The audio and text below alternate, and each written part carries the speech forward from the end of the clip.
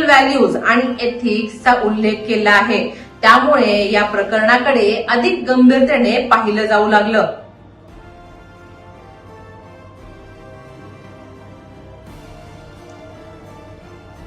हे प्रकरण फक्त एका बँकेपुरतं मर्यादित नाही, तर भारतातील बँकिंग व्यवस्थेच्या पारदर्शकतेवर आणि विश्वासार्हतेवर प्रश्न उपस्थित करणारं मानलं जात आहे।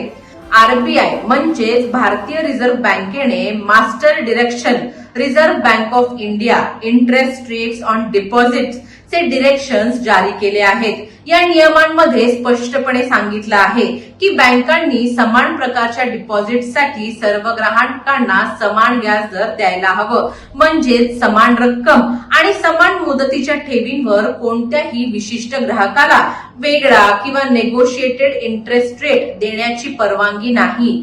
आरबीआयच्या नियमांमध्ये नो डिस्क्रिमिनेशन ही संकल्पना स्पष्टपणे नमूद करण्यात आली आहे। त्यानुसार एकाच दिवशी आणि समान प्रकारच्या ठेवींवर वेगवेगळ्या ग्राहकांना वेगवेगळे दर देणं नियमबाह्य मानलं जातं। सेव्हिंग डिपॉझिट्स बाबत तर ₹1 लाखांपर्यंत सर्वांना एक समान दर देणं अनिवार्य आहे आणि मोठ्या रकमांसाठी सुद्धा अन्यायकारक भेदभाव करता येत नाही। हे प्रकरण इतकं गंभीर का मानलं जातं यामागे अनेक कारणं आहेत। सर्वात पहिला म्हणजे हा सार्वजनिक पैशांचा मुद्दा आहे। MSRDC ही महाराष्ट्र सरकारची महामंडळ संस्था आहे आणि त्यांच्याकडे असलेला निधी हा अप्रत्यक्षपणे करदात्यांच्या पैशांशी संबंधित आहे।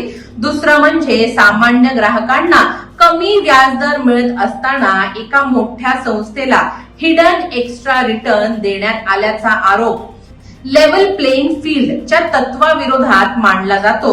तिसरं म्हणजे बँकेच्या स्वतःच्या कोड ऑफ एथिक्स आणि अँटी ब्रायबरी पॉलिसीचं उल्लंघन झाल्याचा दावा करण्यात आला आहे। आणि चौथं म्हणजे आरबीआय कडून भविष्यात पेनल्टी, स्ट्रिक्टर ओव्हरसाइट किंवा बँकिंग रेग्युलेशन ऍक्ट अंतर्गत कारवाई होण्याची शक्यता निर्माण झाली आहे। दरम्यान एचडीएफसी बँकेने या सर्व आरोपांचा स्पष्ट शब्दात इन्कार केला आहे।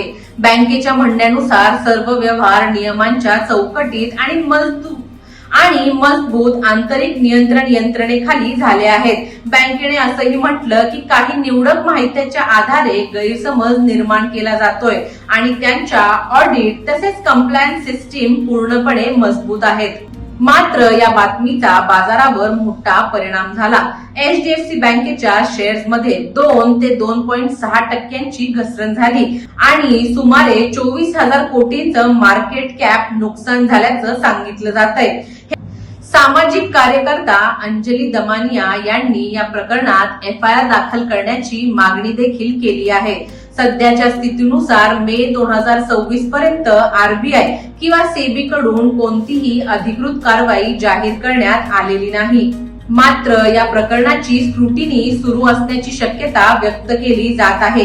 पुढील काही दिवसात नियामक संस्था कोणती भूमिका घेतात आणि या प्रकरणात आणखी कोणती माहिती समोर येते याकडे संपूर्ण बँकिंग आणि गुंतवणूक क्षेत्राचं लक्ष लागलेलं आहे। तुम्हाला या प्रकरणाबद्दल काय वाटतं आम्हाला कमेंट्स मध्ये नक्की कळवा आणि जर राज्य लोकतंत्र चॅनलवर नवीन असाल तर चॅनलला लाईक, शेअर आणि सबस्क्राईब करायला विसरू नका। धन्यवाद। दैनिक राज्य लोकतंत्र।